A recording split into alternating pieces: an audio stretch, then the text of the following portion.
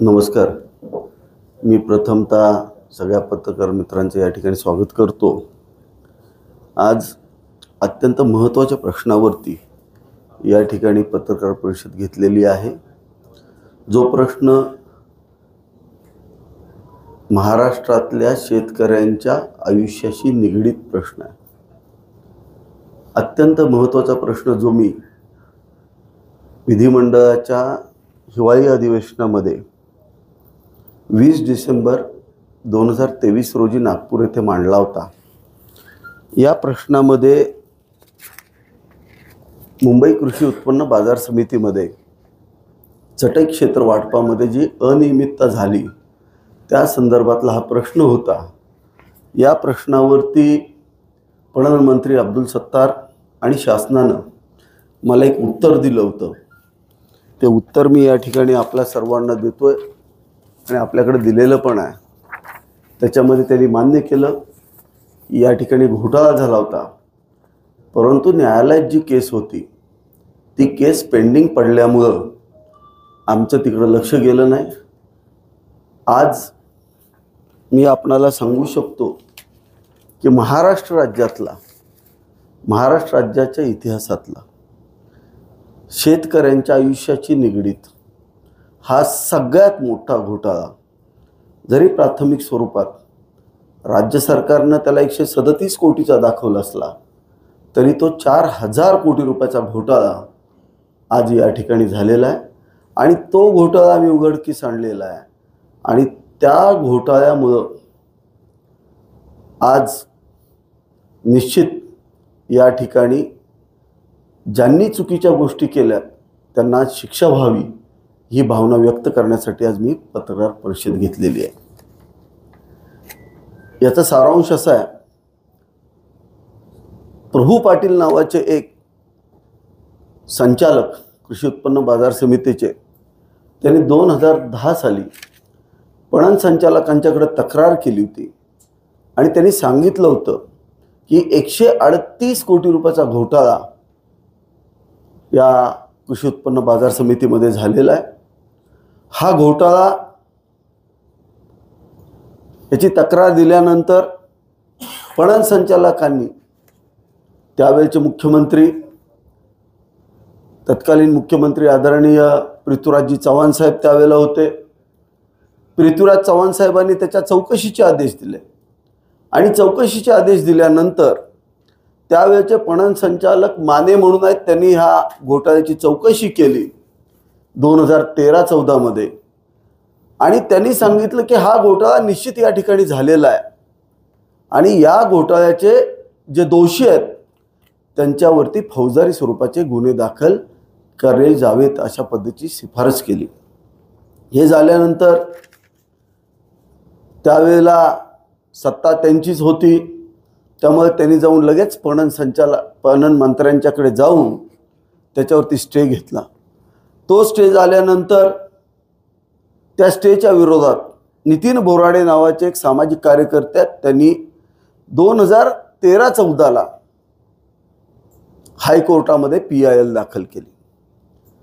13-14 जी PIL दाखल झाली त्या PIL मध्ये हायकोर्टाने आदेश दिले की हा घोटाळा हा शेतकऱ्यांच्या आयुष्याशी निगडीत आहे, महाराष्ट्रातील शेतकऱ्याला उद्ध्वस्त करणार आहे, तर याची राज्य सरकारने सखोल चौकशी केली पाहिजे. हे चौकशीचे आदेश ज्यावेळेला उच्च न्यायालयाने दिले त्यावेळेला तत्कालीन पणन संचालक तथा त्यावेळेचे अतिरिक्त मुख्य सचिव पणन विभागाचे मनोज सौनिक, जे राज्याचे मुख्य सचिव राहिलेले आहेत, त्यांनी चौकशी अहवाल दिला आणि त्या चौकशी अहवालामध्ये 2016 मध्ये त्यांनी सांगितलंय की 138 कोटी रुपयाचा घोटाळा या संचालक मंडळानं केलेला आहे, यांच्यावरती गंभीर गुन्हे यांनी केलेले आहेत, यांची चौकशी करावी आणि यांना फौजदारी स्वरूपाच्या गुन्ह्यांची नोंद यांच्यावरती करावी अशा पद्धतीचे टिप्पणी शिफारस त्यांनी राज्य सरकारला केली. पुन्हा संचालक मंडळाने 2016 मध्ये या सौनिक साहेबांच्या चौकशीच्या अहवालाला हायकोर्टामध्ये स्टे दिला। हा स्टे दिल्यानंतर त्याच्यामध्ये सरकारनं 2014 पासून 2023 पर्यंत काहीच म्हणणं मांडलं नव्हतं। परंतु ज्या वेळेला शेतकऱ्यांच्या प्रश्नावरती आम्ही कोरोनाच्या काळात काम करत होतो त्याला आमच्या लक्षात आलं संपूर्ण महाराष्ट्रामध्ये कोरोनाचं संकट आलेलं असताना आमच्या शेतकऱ्यांचा शेतीमाल आम्ही ज्यावेळेला मुंबईला नेऊन विकला त्यावेळेला आमच्या लक्षात आलं की शेतकऱ्याला जास्त पैसे मिळालेले आहेत। याच्यापूर्वी संपूर्ण महाराष्ट्रामध्ये एकमेव कृषी उत्पन्न बाजार समिती आहे ज्या बाजार समितीमध्ये 20% जास्त शेतकऱ्यांच्या शेतीमालाच्या उत्पन्नावरती कटिंग केलं जातं। जो गोरगरीब शेतकरी आहे तो सामान्य शेतकरी आहे शेतीमाल घेऊन तिथं गेल्यानंतर त्याचं एवढ्या मोठ्या प्रमाणावरती कटिंग केलं जातं, एवढ्या मोठ्या प्रमाणात लूट केली जाते आणि त्यांच्या आयुष्यामध्ये एवढे मोठे जर घोटाळे होत असतील तर चुकीचं आहे। हा जो भूखंड होता हा शेतकऱ्यांच्या मुलांना स्वतःचा माल विकणारा हा भूखंड होता। या भूखंडावरती त्यावेळेचे संचालक त्यांचे अध्यक्ष बाळासाहेब सोळसकर होते, संचालक मंडळामध्ये तत्कालीन मंत्री शशिकांतजी शिंदे होते, त्यांचे सर्व सहकारी त्याच्यामध्ये होते। 466 गाळे नाममात्र 5 लाख रुपयाला एक गाळा अशा दरामध्ये 466 गायाची विक्री त्यांनी त्या ठिकाणी केली। नंतर त्यांनी ते चटई क्षेत्राचा घोटाळा म्हणून दाखवला, 137 कोटीवरती आणला। ही जागा इंडस्ट्रीयल आहे म्हणून दाखवली। मार्केट कमिटीची जागा कधीही औद्योगिक असू शकत नाही, मार्केट कमिटीची जागा ही कमर्शियल असते। त्याचा घोटाळ्याची व्याप्ती कमी आणली। परंतु माझ्याकडे एक पत्र आहे त्यावेळेचे जे आर्किटेक्ट या ठिकाणी नेमले गेले होते त्यांचं नाव आहे डायमेन्शन आर्किटेक्ट्स प्रायव्हेट लिमिटेड, जे सरकारनं नेमले होते। त्यांनी स्पष्ट या ठिकाणी सांगितलेलं आहे की आपण मार्केट कमिटीच्या चेअरमनला सांगितलेलं आहे, त्यावेळेचे बाळासाहेब सोळसकरांना हे पत्र लिहिलेलं आहे त्यांनी, की आपण हे गाळे बांधलेले आहेत, आमच्या परवानगीशिवाय तुम्ही प्लॅन सँक्शन न करता गाळे बांधलेले आहेत आणि त्याची विक्री केलेली आहे। जर याला कुठलाही त्रास झाला तर तुम्ही सर्वस्वी जबाबदार आहे, आमचा कुठलाही संबंध नसणार आहे। म्हणून त्याने एक नकाशा या ठिकाणी दिलाय। तो नकाशा जर आपण पाहिला, हा नकाशा जो त्या आर्किटेक्टनी पूर्णपणे सबमिट केला आणि वेबसाईटला तो अवेलेबल आहे। या नकाशामध्ये लाल रेषेमध्ये दाखवलेले गाळे हे बांधून विकलेले आहेत। म्हणजे चटई क्षेत्र नव्हतं तरी चटई क्षेत्र दाखवलं गेलं। आज एका छोट्या खेडेगावामध्ये पेठेमध्ये गाळा घ्यायचा असेल तर 10-15 लाख रुपये लागतात। मुंबईमधला एक गाळा 1000 स्क्वेअर फूटचा गाळा 5 लाख रुपयाला एक गाळा फक्त या नाममात्र दरांनी यांनी घेतला। याच्यामधले वरचे सगळे पैसे हे काळे पैसे हातात घेऊन आमच्या हिशोबाने 4000 कोटी रुपयाचा घोटाळा हा केला गेला। मग राज्य सरकार ज्या वेळेला विधिमंडळामध्ये प्रश्न मांडला त्या प्रश्नावरती राज्य सरकारने स्वतःची बाजू हायकोर्टात मांडली। त्याला हायकोर्टाने निर्णय दिला, जो स्टे 2016 मध्ये दिला तो स्टे हायकोर्टाने व्हेकेट केला। व्हेकेट केल्यानंतर त्यांनी सांगितलं की ह्या घोटाळ्याची व्याप्ती खूप मोठी आहे, त्यामुळे याच्यावरती गुन्हे नोंद करा, अशा पद्धतीचे आदेश कोर्टाने दिले। हे आदेश दिल्यानंतर सेक्रेटरींनी पणनच्या संचालकांना त्या ठिकाणी प्राधिकृत केलं। ते पत्र पण मी आपणा सर्वांना पाठवतोय, देतोय। त्याच्यामध्ये त्यांनी स्पष्ट म्हणलेलं आहे, या ठिकाणी त्यांनी सांगितलंय सद्यस्थितीत माननीय उच्च न्यायालयाच्या 19/3/2024 रोजीच्या आदेशानुसार पणन संचालक महाराष्ट्र राज्य पुणे यांच्या 30/11/2000 रोजीच्या पत्रातील मुद्दा क्रमांक 3 नुसार सर्व संबंधित दोषी व्यतिरिक्तच्या विरोधात फौजदारी कारवाई करण्यात यावी। सदर फौजदारी कारवाई करण्याकरता पणन संचालक महाराष्ट्र राज्य यांना प्राधिकृत करण्यात आलेलं आहे। हे पत्र दिलं गेलं। हे पत्र दिल्यानंतर संचालक मंडळाने या पत्राच्या विरोधात या ठिकाणी कोर्टामध्ये दाव घेतली। कोर्टामध्ये परवा दिवशी त्यांनी त्या ठिकाणी या पत्राला स्टे मागण्याचा प्रयत्न केला। त्याच्यावरती नकार देत कोर्टाने स्पष्ट सांगितलं की यामध्ये घोटाळा झालेला आहे, आम्ही कसल्याही पद्धतीचा स्टे किंवा प्रोटेक्शन आम्ही तुम्हाला देऊ शकत नाही, अशा पद्धतीचं वक्तव्य कोर्टानं दिलं आणि त्यांचे सगळं फेटाळलेलं आहे। हे एवढा मोठा घोटाळा 4000 कोटीचा घोटाळा जो 2013-14 तत्कालीन मुख्यमंत्री आदरणीय पृथ्वीराज चव्हाण साहेबांनी उघडकीस आणला होता, तो घोटाळा तसाच दाबला गेला आणि आज त्या घोटाळ्यातला शेवटचा त्यांचे जे कवच कुंडल होतं हायकोर्टाचं ते पण निघून गेलेलं आहे। त्यामुळं आज राज्य सरकारला माझी विनंती आहे, पणन संचालकांना विनंती आहे, शेतकऱ्याच्या मुलांसाठी स्वतःचा भाजीपाला विकण्यासाठी असलेला भूखंड, असलेले गाळे, हे जर 5 लाख रुपयाला फक्त 1000 स्क्वेअर फूटचा गाळा, त्याचे लाभार्थी कोण आहेत त्याची यादी पत्रकार मित्रांनी मार्केट कमिटीच्या वेबसाईटवरती घ्यावी। हेच सगळे नेते त्याचे लाभार्थी आहेत। आम्हाला लाभार्थी कोण आहेत माहीत नाहीत, पण आमच्या राज्य सरकारचं आणि सामान्य शेतकऱ्याचं 4000 कोटीचं या ठिकाणी नुकसान झालेलं आहे। त्यामुळं कसल्याही परिस्थितीत या दोषींवरती कडक कारवाई करावी अशी मी विनंती करतो। नमस्कार। या घोटाळ्यामध्ये मी नावं वाचून दाखवतो।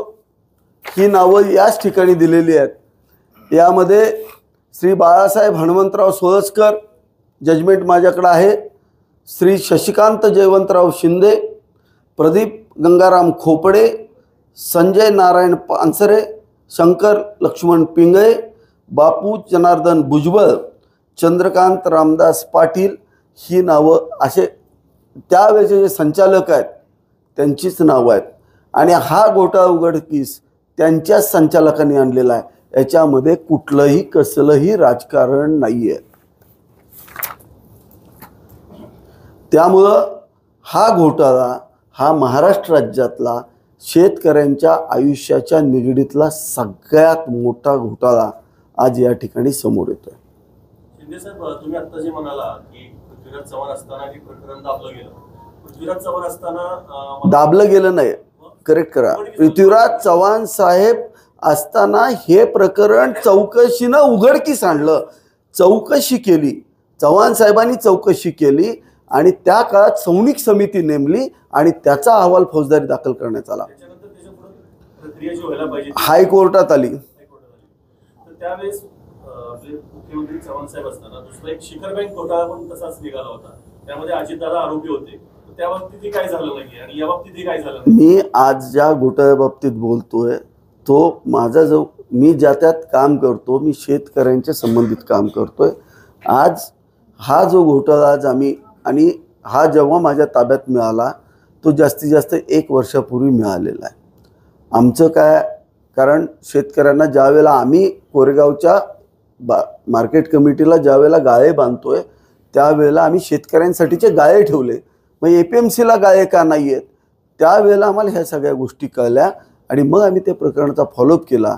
आमची एवढीच इच्छा आहे की ते 466 गाळे किंवा जे काही दोषी आहेत त्यांच्यावर कारवाई कराच, पण ते शेतकऱ्यांच्या पोरांना ते गाळे माघारी दिले पाहिजेत, शेतकऱ्यांना न्याय मिळाला पाहिजे। तुम्ही मोठा आरोप करताय, लोकसभा निवडणूक आहे, त्याचे ते महाविकास आघाडीचे ते उमेदवार आहेत शशिकांत शिंदे, आणि आता हा त्यांच्यावर घोटाळ्याचा जो आरोप तुम्ही करताय, तर हे सगळं अचानक आता ह्याच निवडणुकीच्या प्रक्रियेच्या दरम्यानच हे बाहेर समोर येणं, हे काय म्हणजे नेमकं कशाचं भूतक म्हणायचं?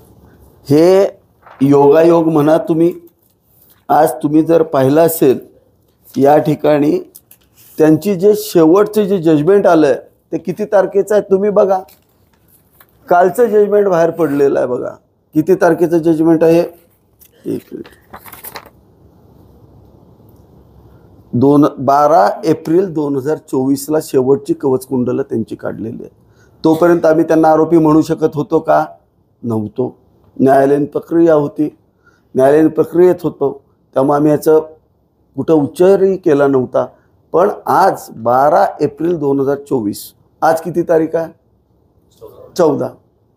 ही प्रिंटआउट काल मिळाली, आज मी बोलायला बसलोय. मी त्यांच्या उमेदवारीबद्दल सुद्धा बोलणार नाही. माझा त्यांचा तो संबंधच नाही आहे. माझा एकच संबंध आहे, राज्य सरकारला सवाल आहे किंवा त्या खात्याला सवाल आहे. एवढा मोठा घोटाळा ज्यांनी केला त्यांना तुम्ही शिक्षा देणार किंवा नाही, एवढाच माझा प्रश्न आहे. म्हणून मी या ठिकाणी प्रेस घेतलेली आहे. राज्य सरकारनं त्यांना तातडीनं अरेस्ट करावं असं मागणी आहे का तुमची त्याच्यामध्ये? माझी ती मागणी नाही आहे. माझी मागणी उच्च न्यायालयानं जे डिरेक्शन दिलेले आहेत त्याच्यामध्ये खूप गोष्टी आहेत. अरेस्ट करणं नाही आहे त्याच्यामध्ये.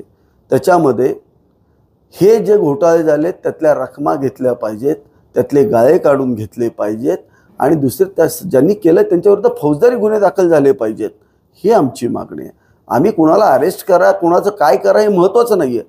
आमचा मूळ उद्देश या शेतकऱ्यांच्या, महाराष्ट्रातल्या मुलांचे जे गाळे आहेत ते त्यांना माघारी मिळावेत, त्यांना त्या ठिकाणी हक्काची बाजारपेठ मिळावी, एवढीच आमची मागणी आहे. शिंदेसाहेब, ह्या संचालक मंडळाचे म्हणजे अध्यक्ष जे होते बाळासाहेब सोळसकर, ते अजितदादांच्या बरोबर आता आहेत, मग त्यांच्यावर सुद्धा गुन्हा दाखल व्हावा असं तुमचं म्हणणं आहे का? निश्चित. हे बघा, कोण कुणाबरोबर आहे ते आम्हाला माहीत नाही. मला एवढं माहिती आहे, या घोटाळ्यातले जे आरोपी आहेत त्यांना जस्टिस, त्यांनी सामान्य शेतकऱ्याला लुटलेला आहे, संपवलेला आहे, शेतकऱ्याच्या मुलांचं आयुष्य उद्ध्वस्त केलेलं आहे. त्यांना शिक्षा झालीच पाहिजे. साहेब, एकूण किती संचालक आहेत आणि ते भूखंड जो आहे तो किती, म्हणजे हे किती? 466 गाळे 1000 स्क्वेअर फूटचे बांधून विकलेत. एक गाळा 5 लाख रुपयाला. हे महाराष्ट्राला कळलं पाहिजे. 5 लाख रुपयाला एक गाळा विकलाय. 5 लाखात 1000 स्क्वेअर फूटचा बांधलेला गाळा वाशीच्या बाजारपेठेत मिळतो का? आत्ताचा रेडी विकण्याचा भाव तिथे 9 कोटी रुपये एका गाळ्याची किंमत असताना फक्त 5 लाखात विकलाय. आणि हा महेश शिंदे सांगत नाही, हे सौनिक समिती सांगताय, हे सेक्रेटरी सांगतात. सगळी कागदपत्र आपल्याला दिलेली आहेत आणि मी अजूनही सगळी कागदपत्र या ठिकाणी आलोय. आपण पण ॲनालाइज करू शकता. टोटल चटई क्षेत्र नाही, 466 गाळे विकले, त्याच संदर्भातलं एक आहे, गुणिले 1000.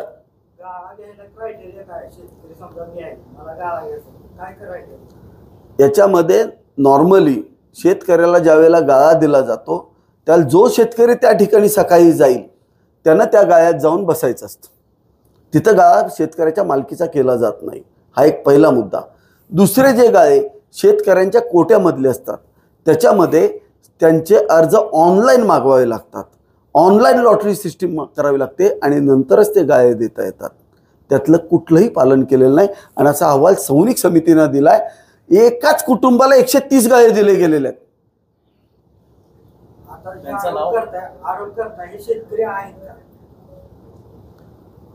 हे शेतकरी नाही आहेतच ना, एकही शेतकरी नाही आहे. सगळे व्यापाऱ्यांना गाळे दिलेले आहेत आणि नेत्यांनी गाळे घेतलेले आहेत, संचालकांनी गाळे घेतलेले आहेत. 5 लाख रुपयाला एक गाळा आज तुम्हाला कुठल्याही छोट्या खेडेगावात मिळू शकतो का पेठेत? मला फक्त सांगा. 1000 स्क्वेअर फूटचा गाळा बांधून होऊ शकतो का? एवढा मोठा घोटाळा केला. हे स्कॅम खूप मोठा आहे. 4000 कोटीचा स्कॅम आहे हा. आपण, मी बोलण्यापेक्षा माझी विनंती आहे पत्रकार मित्रांना, शोधपत्रकारिता असते, आपण ऑनलाईन बघावं. ऑनलाईन सगळ्यांची नावं आहेत आणि त्यांच्या नावासहित गाळे आहेत, त्यांच्या मंडळीसहित गाळे आहेत. सगळ्यांची नावं एकदम व्यवस्थित आहेत. एक तर संचालकांना गाळे घेता येत नाहीत आणि 130 गाळे 5 लाख रुपयाला एक खिरापत आहे का? मी हा LAQ मांडण्यापूर्वी मुख्यमंत्र्यांना सांगितलं होतं. त्यांनी मला सांगितलं जे तुला योग्य वाटतं ते तू करू शकतोस, आमचं तुझ्यावरती बंधन नाही. मी त्यांना सांगितलं होतं आणि मी माझी लढाई, आम्ही आमची लढाई ही पूर्णपणे न्यायदेवतेला साक्ष ठेवून या ठिकाणी लढलो. त्याच्यामध्ये आम्ही यशस्वी झालो. शिंदे साहेब, ऍक्च्युली तुम्ही ह्या सरकारमध्ये आहेत, मुख्यमंत्री एकनाथ शिंदेच्या, त्या सरकारमध्ये अजित पवार आहेत. काही दिवसांपूर्वी पंतप्रधान मोदींनी सुद्धा त्याच्यावर 70,000 कोटीचा आरोप केला होता. मग आता असे जर तुम्ही विरोधकाच्या बाबतीत समर्थन तर कोण करणार नाही, पण आता द्विधा टाईप म्हणजे डबल डोलकी टाईप असं भूमिका होते ना तुम्ही अजिबात सुद्धा नाही. पहिली गोष्ट एक लक्षात घ्या, वरिष्ठ नेत्यांनी पण सांगितलंय, कुणावरती आरोप झाले म्हणजे ज्याच्यावरती काही गुन्हे असतील ते गुन्हे माघारी घेतले जाणार नाहीत. प्रत्येकाला जस्टिसला जावंच लागेल. आणि हा घोटाळा जो आहे हा मी काढलेला आहे. आम्ही आमच्या ह्याच्यात मागं जात नाही. मी ज्या गोष्टी केलेल्या आहेत, मी स्वतः तरकारी केलेल्या आहे. मी शेतकऱ्याचा मुलगा म्हणून हे आम्ही बाहेर काढलेलं आहे. शिंदे साहेब, तुमच्या तालुक्यातील विकास सेवा सोसायटीचे घोटाळे बाहेर निघाले, तुम्ही उपोषणाचा पण इशारा दिलेला, त्या बाबतीत कधी परिषद घेणार किंवा त्या संदर्भात काय बोलणार? मग त्याचाच परिणाम तुम्ही काल बघितलाय. त्यातलाच एक आरोपी तो रडला, त्यांनी 7 कोटी रुपये त्यातले खाल्लेले आहेत बोगस कर्ज काढून. सामान्य गोरगरीब शेतकऱ्यांच्या 55 शेतकऱ्यांच्या नावानं 7 कोटी रुपये कर्ज उचललेलं आहे. तेच आरोपी आहेत सगळे.